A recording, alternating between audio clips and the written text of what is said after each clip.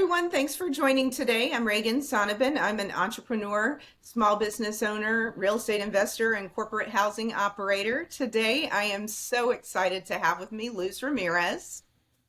Hi, Reagan. Thank you so much for having me on. Of course. So glad to have you here and to be able to talk about some of the amazing things you personally have going on right now and just things that I think, we're kind of seeing together in the community and observing, just a lot of trends and things. So, for those who don't know Luz, Luz and I do know each other through the Sub 2 and Owners Club community and have really had the great opportunity to work together on a few specific projects over the last few months, several months at this point, and have other opportunities to work together going forward. But in particular, I'm really excited to be, if not the first, maybe one of the first interviews that Luz has done now that she's fully focused on her real estate career. Tell us a little bit about that. Well, thank you. Yes, it's a bit exciting and a lot of wow, I'm really doing this. So after having been in the workforce my entire life, I made the decision to branch out and focus on real estate investing and then do consulting on my own.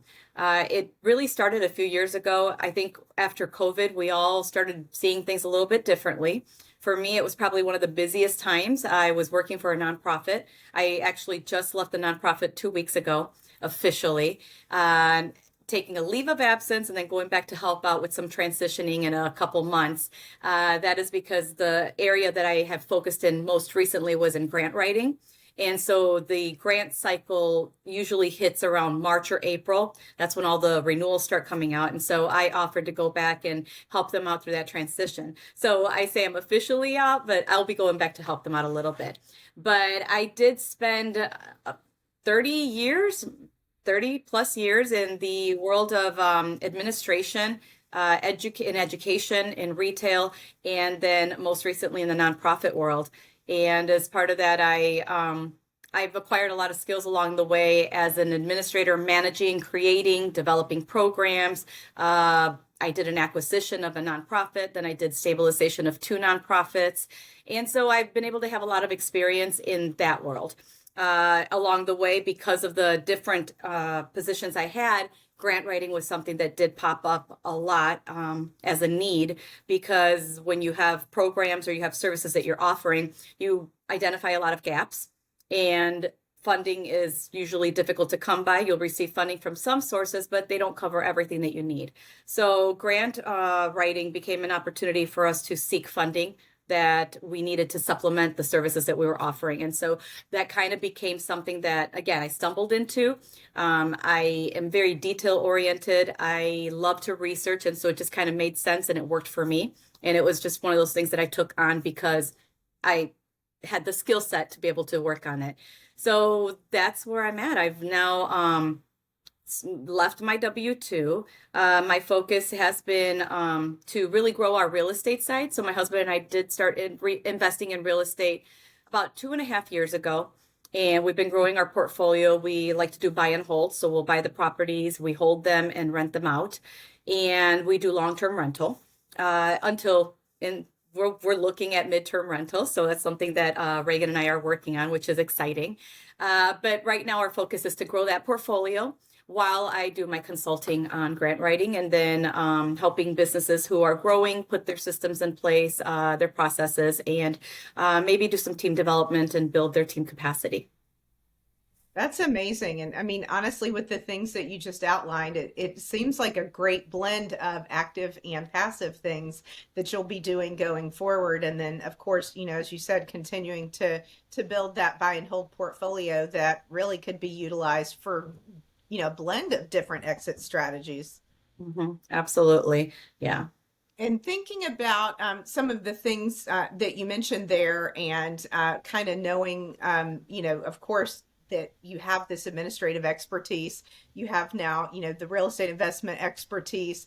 And I know you mentioned grant writing, and I feel like grant writing is like, it could be anything, right? Like, I feel like there's so much that it's not just the expected things that you would think. Like I've seen several posts that you put at different times about, this or that is, coming around this particular, grant cycle and what have you. So, what are some of the things that you would encourage other entrepreneurs to think about, maybe that they had not thought about before, that could be, some key points that might allow them to qualify for grants, and also where they would look for that?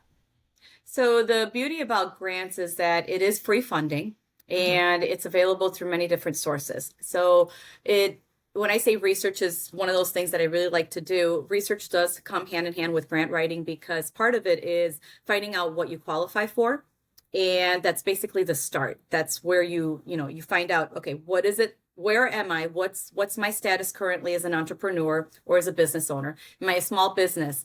Am I just starting out? Am I minority owned? Am I female owned? You have to kind of dive in and take a look at what that business looks like. First of all, what is the area that I'm focusing on? What's my niche? What am I working on? And then you take that whole picture and then you say, okay, what types of grants could I actually qualify for? What do I need grants for? So if you're looking to grow your business, it's starting out and you just need some additional funding to grow your business. Maybe you're looking for some capital funds. Maybe you're looking for a service you're trying to provide. Now you're going to go down the path of looking for funding for that particular service, or you're going to look for capital grants. So it just really depends on what you need, what you're trying to accomplish, and then searching for the right grant that fits what you need. So you said, what is needed for a business to be able to get started on this? It really kind of comes down to the grant that you're applying for. So again, what is it that you need? What is it that you want? You go search for it. Once you find what that is, now you have to look at what the requirements are. So every grant will have a different requirement. I could apply for a foundation grant and they might have a very minimum requirement. It could be as simple as saying, send us a letter of interest, letting us know what you're trying to do or what it is that you want to do and what you want the funds for. They can review it and say, you know what, this falls within our, categories that we'd like to fund. And then they will send you an invitation to apply. When they send you that invitation to apply, they will open up a portal for you or they'll tell you what you need to follow in order to submit an application. And that's when they tell you what they want to see. Oftentimes, they just want to see that you are an actual business, an entity that's been formed. So you'll need your FEIN number. Perhaps they don't need that. Maybe they just want you to use your social security number if you're a new business. Other times they want to see that you are registered as an LLC, so they'll need to see proof so that you are in good standing with the state that you are registered with. Other times they may require that you're registered with grants.gov. So there are a lot of different requirements depending on the source, depending on who is putting out that opportunity for you to be funded. Some of them may require a past audit of your business, maybe your budget, your annual budget, your income from the previous year, the current year. They want to see what stability you have, what capacity you have, maybe an org chart from your business, from your organization. They want to see that you actually have enough staff in your organization or your business to be able to provide the services that you're saying that you are wanting to provide. So there is a lot behind it. It just depends on really the scope of the work that you're expected to do, on what you're applying for, and also how much funding you're going to be getting from them. So if it's a $10,000 grant, they're probably not going to ask for all that information. It's going to be a little bit less, require a lot less for you to prove that you can provide the services or the program or the work that you're offering to do. If it's a $100,000 grant, they might require a little bit more. And if you're looking at $1 million grant, well, they're going to require a whole lot more behind that because you have to be a good steward of the funds that you are receiving. And one of the things to keep in mind is that you are receiving free funding.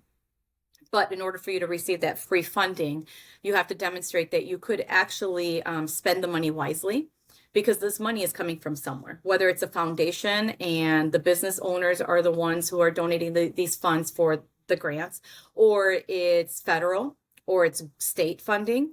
That means it's taxpayer money. So they have to be able to demonstrate that you are able to spend that money the way that you intended to spend it, and it's not being spent in a manner that is inappropriate. So again, being a good steward of the taxpayers' funds. So again, that's a very long answer to your question, and it doesn't give you a direct answer, but it really depends again at the root of everything, which is what is it you want and what is it you're trying to accomplish. So let's maybe make it a little more specific then. So when you think about, us and our real estate investor community, I mean, at its most basic level, investment properties are providing housing. So it could be a single family home, it could be Mhm. multifamily, it could be co-living, could be a number of different things. So I would guess that there might be more funding available, say, for example, for affordable housing, or if there are specific demographics like, single moms, things like that. So if a real estate investor wanted to try to figure out what types of grant, whether it's public or private or foundation or whatever it is, what areas that grant funds could be available, are there any areas of emphasis that you think are, maybe better fit for grant funding? Yes, yes, it all depends. Again, you have to niche down on exactly what it is that you're looking for. So, for example, you use co-living. Let's say that you are looking for funding for co-living, and the co-living that you're looking, the model that you're focusing on is sober living. So then you would search for grants that are offering funding for sober living housing. And there are actually lots of opportunities of funding for not just sober living, assisted living, for um, homeless, for transitional housing, for domestic violence, transitional housing for individuals reentering society from incarceration, youth aging out of the foster care system. So there is funding for all of these niches. So again, it's kind of the research of, okay, if this is the niche that I'm going after, where could I potentially find grants for housing for sober living? I could start out by looking at the department, again, I go to the state and I look and see what department they have where they provide services for sober living. I can then dig in there and find out what grants they are offering and when those are coming out. I can also go to the department that covers housing. I can check and see what they have available. The other area is I can contact different organizations within my community that are working with individuals who are working on obtaining a sober life, and then see what resources they are aware of. So it's really kind of gathering little bits and pieces, and then you start doing the research and digging deeper on, okay, so if this is an organization that they work with, what organizations do they reach out to? Maybe they have larger agencies or memberships or national foundations or whatnot, and then see what they offer. State, also same thing. If I'm looking at housing, who is the housing authority? What statewide housing agency do they have, and what types of programs do they have? What types of funding do they have?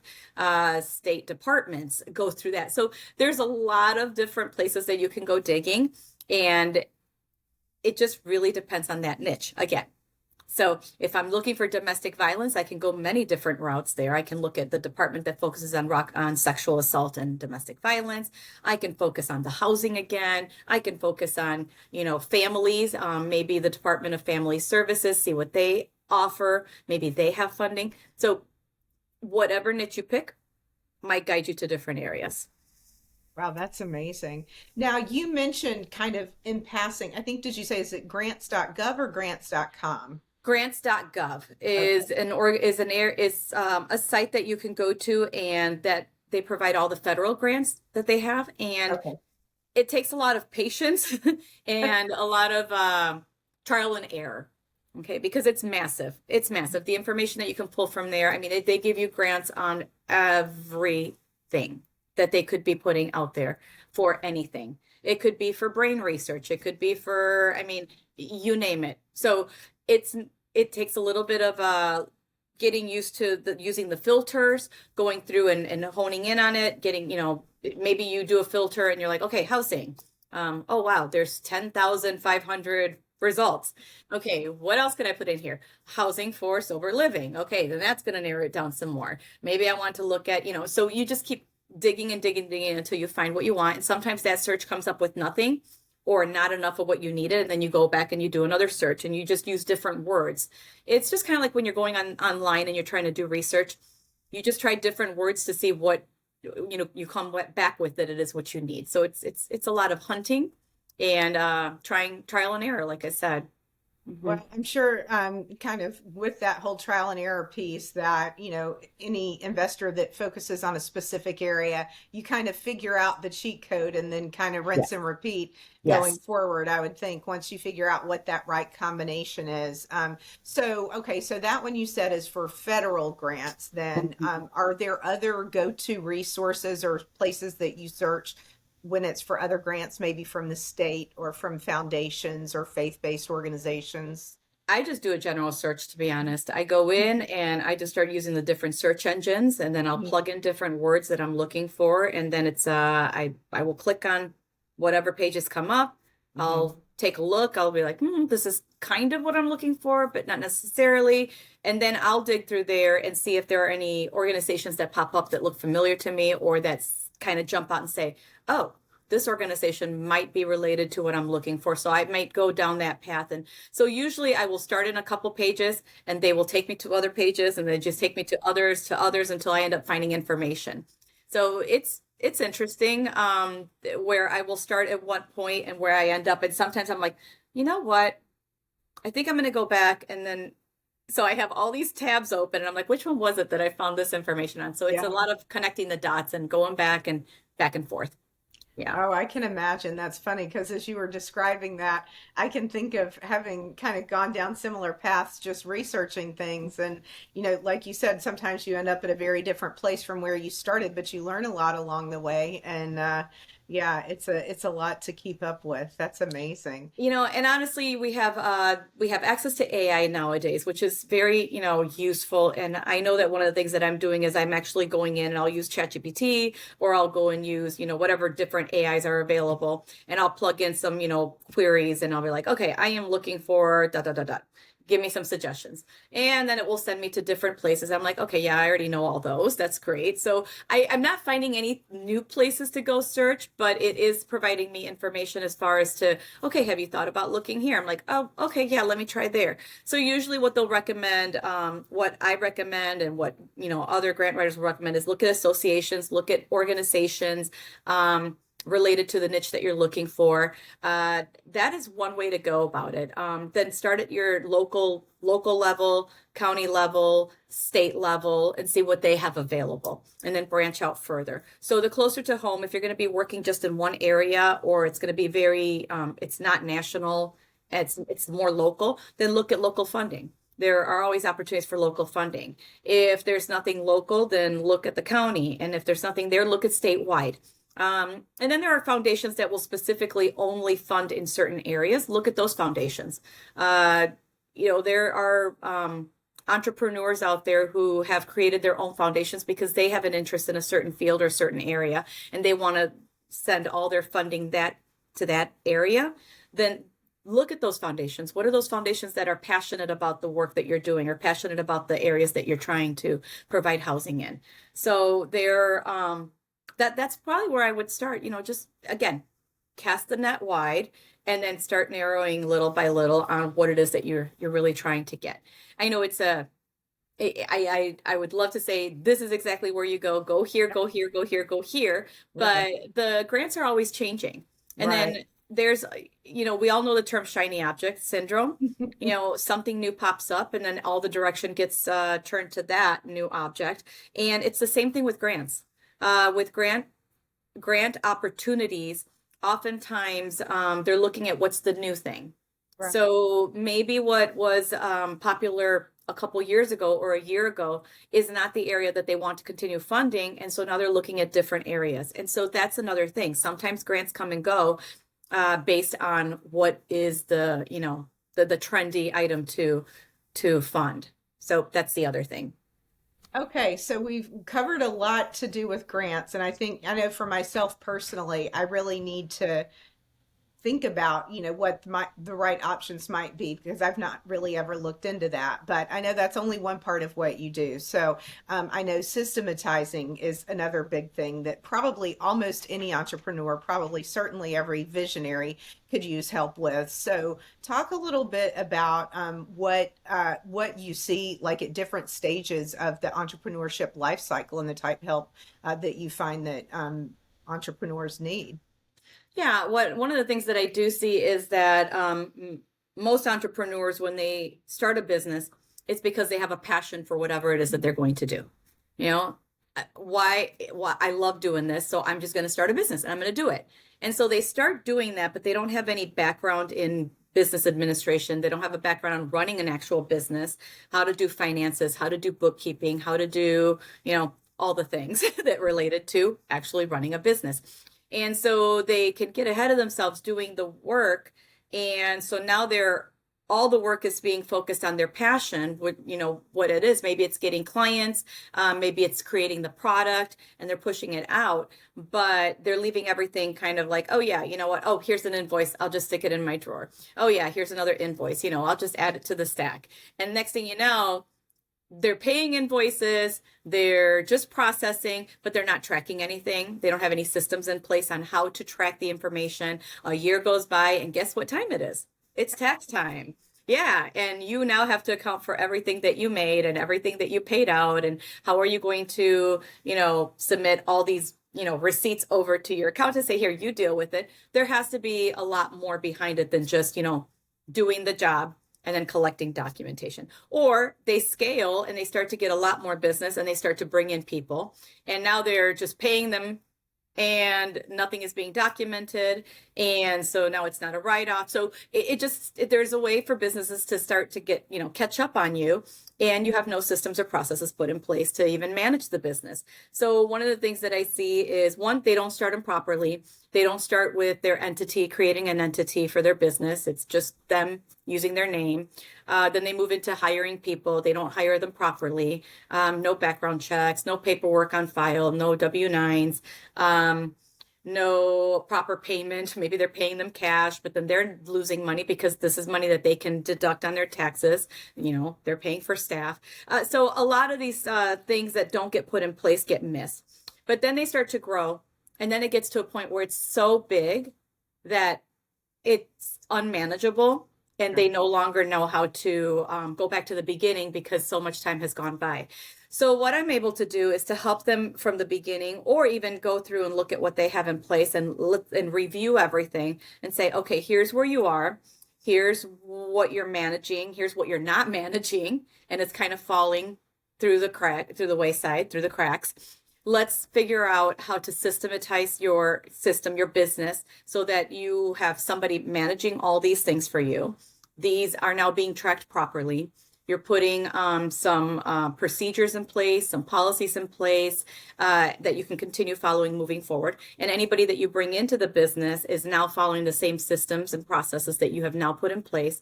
And you automate the business in a way that it's manageable, and they can continue doing what they love to do, but they don't have to worry about the back end of the business, the back house, because everything is now put into systems that are taking care of everything for them. So when tax time comes, or they know what's coming in, what's going out, that everything is being done properly, that they're being able to capture all the expenses that they can legally capture. And in the end, providing them that liberty to do what they really love to do, which is focusing on whatever their passion is, what the reason they started the business. And they can own the business and not have the business own them or run them. So we see a lot of businesses just scale so quickly that they just can't, they're like, I just can't manage because it got away from me. And so that's where I think I can be very helpful in coming in and helping them organize that and putting those systems in place and helping them even grow bigger, but in a manageable way. That is a lot, and you're right. As you were describing all of that, I can think, just having observed some of those things myself, and I think there's also this tendency, especially as a real estate investor, to kind of be a solopreneur and then suddenly realize, like, I actually need people around me in order to help me scale because I can't keep up with everything. I can't do all of those things. And then, you kind of hit that point of recognizing, like, okay, this is what I need to do so that I can have the growth that I need and also keep my sanity. And that, not having the business own you thing is so real. Yeah. Yeah. So that's definitely something I could imagine that, for yourself with the system systematization. That's, I can't quite get that out. That's an area of emphasis that I know probably a lot of folks need help with. What are some other things as far as areas of expertise or that you would want to let people know that are things you can help with? So I've been really good at growing teams, developing teams. So one of those things that I'm actually pretty skilled at is being able to get a picture, and then look down the path, and then see what potential problems could happen, where we're headed, and what we could do to prepare for that. And so part of that is also seeing forward. What do we need to put in place to prevent some of those problems to happen? So solutions and problem solving ahead of time. What does that look like? So as I take organizations or agencies and do the stabilization and put them in and kind of like look forward and say, okay, these programs, one, we need to do a deep dive, or this agency, we need to do a deep dive and find all the problems and all the issues that they're having. Once we identify all that, okay, how am I going to fix that? And what is it that we need to be able to fix the problems that are causing the maybe not meeting the numbers, maybe not meeting the production that you need to do, or anyway, all the requirements of whatever the program is. Do we need more staff here? Do we need education? Do we need more training? What is it that needs to be done? So that's one of those things that I have been able to hone in on and discover, okay, how do I put the right people where they need to be? What do we need to provide them? How do we build up their capacity so that they can provide what is needed so that these deliverables and outcomes are being met? And that is the next step. So then we find the right people, or we take the people that are already there, provide them that capacity, that education that they need, so that they can now start working towards meeting those outcomes and deliverables, the goals that are set for them, and identifying how best to put the people where they need to be and what they need to focus on, so that they are now complying with the goals, meeting the outcomes and the deliverables and the performance measures that have been put in place for whether it's the business or the program or the agency that is being worked on. So with that, looking ahead, you see what the problems are. You look back and you see what the problems are, what problems could be, what the problems are. Then you start to fill in and provide the experience or the people needed to start fixing the problem. And then as you look at the problems in the future, as you're moving forward, how do I need to grow those teams to be able to meet what's coming? And so again, it's very looking down the line, looking back, and then figuring out, okay, if we need to get here in 2 years and I'm here now, this is what I'm focusing on now. This is what I need to build in. And so I'm working towards that. And then this is where I'm working towards after a year and whatnot. And so it's basically future planning and how not to scale so quickly, which is one of the issues that we tend to have, is that we get excited about a good thing happening. And so we're like, oh, wow, this is doing really, really well. I'm now making this, or we're now producing this and we're doing that. So we're just going to go ahead and scale to another 3 or 4 businesses, or another 3 or 4 factories, or another 3 or 4 programs, and you scale very quickly. And you don't plan ahead, and you don't look forward to how the growth is going to impact you when you don't have the systems and processes in place. So I don't know if that really answered the question, but I guess for me, it's about like looking forward at the potential problems and where we want to go. So it's a lot of future, where we're going, and then where we are, analyzing what we have available, putting in place what they need for the current situation, and then working on backfilling so that as we continue the growth, we now have the right people, or we're working on finding the right people and providing the right training so that when we hit that growth, we're ready to move forward. So yeah, incremental growth, but preparing for it.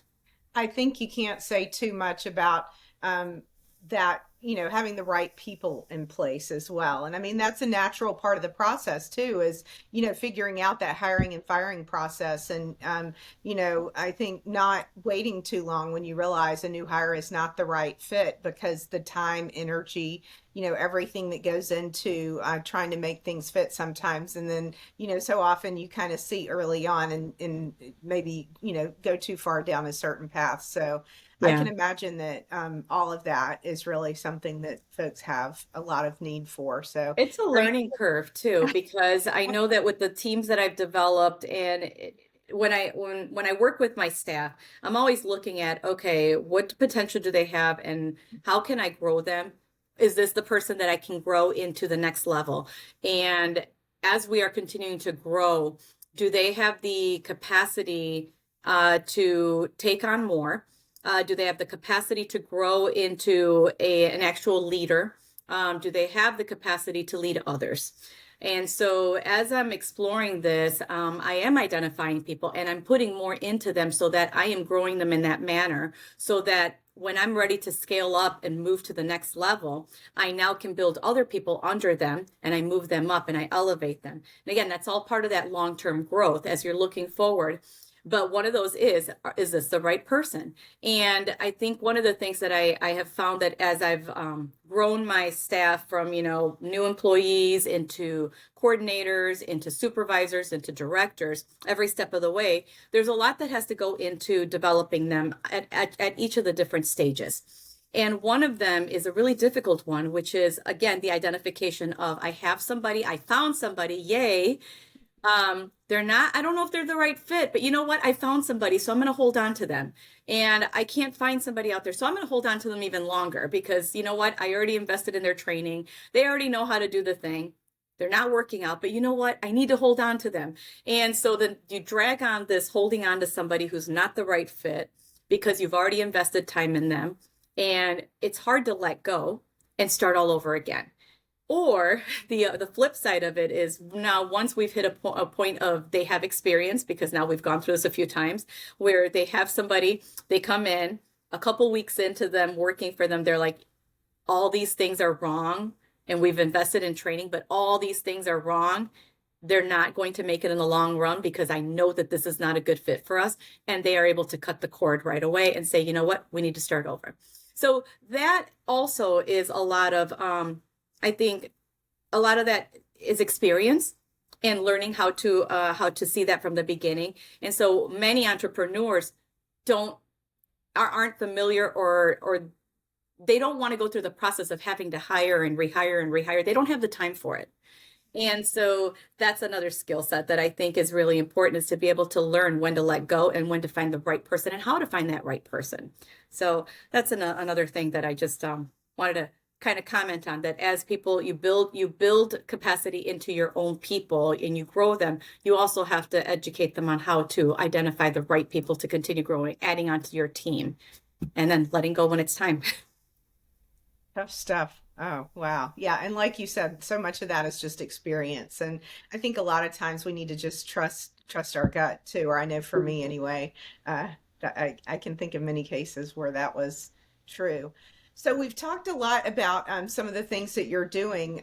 Tell me more about what you need from the community, what types of deals you might want people to bring to you or let you know about, or, where you're looking, the types of things that you'd like to know about over the next few months. So I actually am very interested in partnering with anybody who's across the U.S. in areas that I think they have multifamilies. I'm very interested in acquiring more properties that, again, can help support what I'm doing. So passive income would be great. So for me, locally, we like to manage our own properties. My husband does do the property management for our properties, and we're very involved in that. But if I'm partnering outside of the area that I currently work, I just want to be a partner. So I don't need to be involved in the day to day. I don't need to know what's going on, but I definitely want to grow my portfolio so that we can continue to grow, build onto that. Why multifamilies? Because I really think that there are a lot of areas out there that I'm personally working with. So where I can contribute to that is I can help find funding or connections to individuals who are looking for housing. There is a huge need for housing across the U.S. We already know that there's a housing crisis. It's even harder for families who are displaced to secure housing. And so many of them are working through social service agencies, many are working through nonprofits. And I have the experience of working with the nonprofits, knowing how to work with programs that are securing housing for their clients and for the individuals that they are helping along their path of self-sufficiency. And so housing, I like to provide housing for services and programs who are focusing on self-sufficiency. So what does that look like? That means that they might come and work through an organization and they just need a hand up, not a handout. So I really like to focus on hand ups, not handouts. What's the difference? A handout is you're just getting money, you're just being provided housing, but you're not doing anything to earn it. You're not working on improving yourself. You're not working on your self getting out of whatever situation you're in. When you're working with social service agencies that are focusing on hand up, they are trying to provide them the tools, they're teaching them and educating them and providing them their next steps. And while they're at their next step, they're also helping them and teaching them how to get out there and maybe secure employment, maybe secure daycare, maybe secure, all the things that they need to put in place so that they can then go out there and manage their own household. So for me, connecting with those social service agencies is a great way to find clients and tenants for your housing that they are working on getting out of a system of poverty, a marginalized population. They're trying to get out and they're trying to do the best for their family. So I love to provide housing for those types of services and populations. That's So that would amazing. be one area. The other thing is obviously I am looking for clients to help them on their journey in securing grants. So I am consulting for grant writing. And so anybody who's interested in pursuing grants that could help them find more housing, I am the person that can help them along that path. I can provide different steps along the way. I can either help them do the research and then they can go and write their own grants. I can do the grant writing for them. Or if they want to do one or the other, maybe I do the research, they go write the grant, and then I can do the last step, which is do the editing, review the grant and say, okay, this is what you need. Let me fix this. Let me help you compile everything. And then I can help them submit the application. That's another thing. So there are different proposals I can offer depending on what they're interested in doing. Amazing. And how would people find you online? So I have my handle for Instagram is at Luz Ramirez Consulting. So just like you see my name, Luz Ramirez, and then tag on consulting to it. That is also the same for YouTube. If you DM me through Instagram, I can go ahead and follow up and we can schedule a consultation and go from there. Amazing. Wow. Well, so much exciting things, so many exciting things coming down the pike. I mean, this is such a pivotal time for you. I'm excited to see what's next and, just all good things. Thanks again for coming on today. Thank you, Reagan. I appreciate the opportunity.